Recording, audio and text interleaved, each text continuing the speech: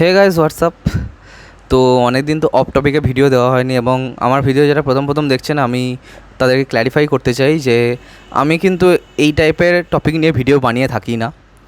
তো আমার নিশ হচ্ছে মুভি রিভিউ, এবং মুভি নিয়েই আমি কথা বলতে বেশি পছন্দ করি, ট্রেলার ইত্যাদি, রিয়াকশান ইত্যাদি দিই, এবং অন্য ভিডিও চেক আউট করতে পারেন।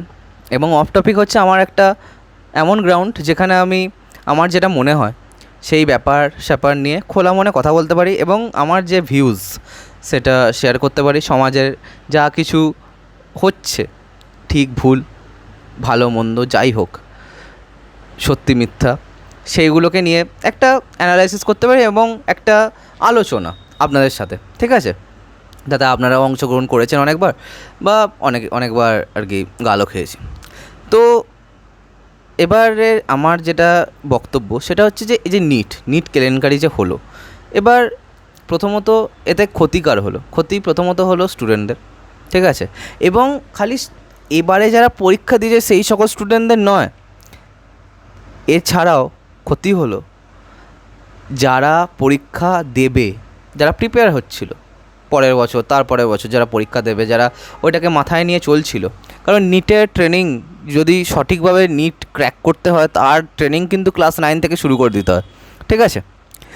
তারপরে সফলতার চিন্তাভাবনা করা উচিত, কারণ ক্লাস 9 থেকে যখন স্টার্ট করা হয় তখন একটা এত বড় দেশে এতজন পরীক্ষা দেবে, সেটা তো সেটার যে প্রিপারেশন সেটা তো অনেক কঠিন হবে, তাই না? তো এখন যেই কেলেঙ্কারিটা হলো, যে জঘন্য ব্যাপারটা হলো, সেটা ক্ষতি হলো যাদের, তারা হচ্ছে যে ওই বাচ্চা বাচ্চা ছেলেমেয়েগুলো যারা স্বপ্ন দেখছিল যে তারা ডাক্তার হবে এবং সত্যিকারে মানুষজনের সেবা করবে, ঠিক আছে, মেকি নয়। তো এবার ঝামেলাটা কোথায়, যে তাদের যে বিশ্বাসটা ভঙ্গ হলো, এই বিশ্বাসটা তারা ফিরিয়ে আনতে পারবে না। তাদের মনের মধ্যে জেতার আগেই কোথাও না কোথাও হারের যে চিন্তাটা, সেটা কিন্তু স্পষ্ট হয়ে গেল। আমরা জানি কোনো লড়াইতে নামার আগেই পসিবিলিটি দুটো, তাই আমরা হারটাকে এলিমিনেট করে দিই, তাই আমরা অল আউট গিয়ে জেতার জন্য লড়াই করতে পারি, হ্যাঁ কি না? কিন্তু এক্ষেত্রে যদি হারটাই মাথায় থেকে যায়, তখন তাহলে কী হবে?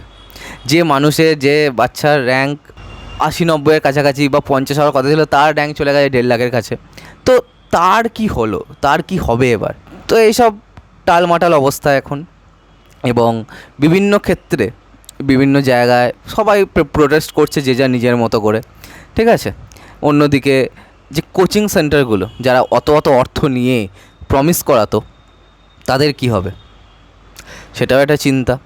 এবং আরেকটা ব্যাপার আমি ভাবছিলাম, যে এই যে অমিত আনন্দ, যে এক্সাম মাফিয়া বলা হচ্ছে, যিনি স্বীকার করেছেন যে এই প্রশ্ন ফাঁসের মতো অপরাধ তিনি এর আগেও করেছেন, সেই ভদ্রলোক বলছেন যে প্রতি পরীক্ষার্থী প্রতি পেপার পিছু তিনি 30 থেকে 32 লক্ষ টাকা নিয়ে থাকেন।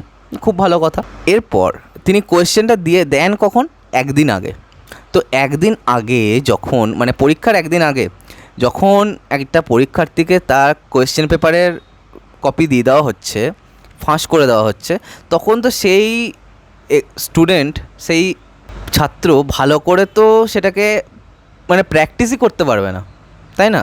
অ্যান্সার কী দেওয়া হোক, যাই দেওয়া হোক, সে তো সেটাকে প্র্যাকটিসই করতে পারবে না ভালো করে। তাহলে কি হবে? যদি ভালো করে প্র্যাকটিস না করতে পারে, তাহলে ওর যে কাঙ্ক্ষিত রেজাল্টটা, সেটা সে করতে পারবে না। প্রথম কথা, প্রশ্নপত্র পেয়েও সে করতে পারবে না, কারণ এতখানি সে নার্ভাস থাকবে। যদি 2 দিন আগেও দিত, তার না একটা ছিল। তাহলে এতে করে কি হবে? আমি কিন্তু এটা সমর্থন করছি না, এর পরের কিকটা শুনুন। এতে করে কি হবে, যখন দেখা যাবে যে সেই যে ছাত্র ভালো রেজাল্ট করতে পারলো না, র্যাঙ্ক হয়তো সরকারিতে ভর্তি হওয়ার মতো হলো না, তাহলে বেসরকারি ডাক্তারিতে অবভিয়াসলি সে ভর্তি হবে, ঠিক আছে। যার বাবা 30-32 লাখ টাকা খরচা করে দিতে পারে কোয়েশ্চেন এনে দেওয়ার জন্য, তাহলে সে বেসরকারিতে অবভিয়াসলি ভর্তি হবে। তো যখনই বেসরকারিতে ভর্তি হবে, তখন তাহলে এবার জেনে নিন যে কতখানি অর্থ এবার লাগে একটা পরীক্ষায়, নিটের মতো পরীক্ষা ক্র্যাক দেওয়ার পর, র্যাঙ্ক আনার পর একটা বেসরকারি ডাক্তারি পড়তে কত লাখ টাকা লাগে একবার খালি জানুন ইন্ডিয়াতে, ঠিক আছে। কম বেশি সবাই জানে সেই খরচাটা। তাহলে কী হবে? তা সেখান থেকেও এরা কমিশন খাবে। তো এই যে গোটা ব্যাপারটা এতটাই জঘন্য এবং লজ্জা লাগছে, রীতিমতো মনে হচ্ছে আমাকে যেন আমার দেশকে কেউ অপমান করছে। এর প্রতিদানটা কে দেবে? আমরা দেশবাসী হিসেবে তো লজ্জিত। এবার আমি আমার জীবনটা কার হাতে ছাড়বো? যারা এভাবে পরীক্ষা পাস করেছে, মানে এটা ভয়ঙ্কর একটা ব্যাপার। এটাকে নিয়ে আমাদের সবাইকার সজাগ হওয়া উচিত। ইঞ্জিনিয়ারিং সেগুলো তো মানে যা তা হয়েই গেছে, নিটের মতো একটা পবিত্র পরীক্ষাকেও এখানে ধ্বংস করে দেওয়া হয়েছে। যদিও এনটিএকে জবাবদিহি করতে বলা হয়েছে সুপ্রিম কোর্টের তরফ থেকে, এবার তার কতখানি কী হবে তা তো জানি না। কাউন্সেলিং কিন্তু এখনও বন্ধ হয়নি। এবার কাউন্সেলিং, এবার সমস্যাটা কোথায়, যে যখন মানুষজন দেখতে পাচ্ছে যে এরকম কিছু একটা হয়ে যাবে, তখন তো কত লোক, কত স্টুডেন্ট ডিপ্রেশনে চলে যাবে, কত লোকজন ধার দেনা করে তাদের সন্তানকে পড়িয়েছে, তাদের কী হবে, কত স্টুডেন্টের মানে মানে ভবিষ্যৎ পুরো অন্ধকার। এটা সত্যি করেই মানে ভবিষ্যৎ অন্ধকার তাদের, তারা কী করবে কিচ্ছু জানে না। আর সবথেকে বড় ক্ষতি হলো যারা পরের বছর দেবে ভাবছিল তাদের কী হবে, তাদের তো বিশ্বাসটা ভেঙে গেল। তো এটাই ছিল আজকে আমার বলার, এটাই ছিল আজকে আমার বক্তব্য। আপনাদের কি বক্তব্য সেটা আপনারা নিজেরা জানাতে পারেন। আর আমি বিশ্বাস করি পবিত্রতা সব কিছুতে থাকা উচিত। মানে সব জায়গাতেই এবার লুটে ফুটে খাবো এই মেন্টালিটি নিয়ে রাখলে না, নিজেরই কোনো না কোনো দিন পিছনে বাঁশ হয়ে যাবে। তো আজকের মতো ভিডিওটা এখানে শেষ করলাম। কমেন্ট করে জানান যে আপনাদের কি মন্তব্য এই ব্যাপারটাকে নিয়ে, আর সাবস্ক্রাইবটা প্লিজ করে দিন যাতে আমার সাথে আপনাদের আবার দেখা হয়। এবং এই নিশে কিন্তু আমি সাধারণত আবার বলছি, ভিডিও বানাই না, এটা অফ টপিক। এছাড়াও আমার নিশ কিন্তু আলাদা, আমি মুভি রিয়াকশন ইত্যাদি করে থাকি। তো please go and check out my channel.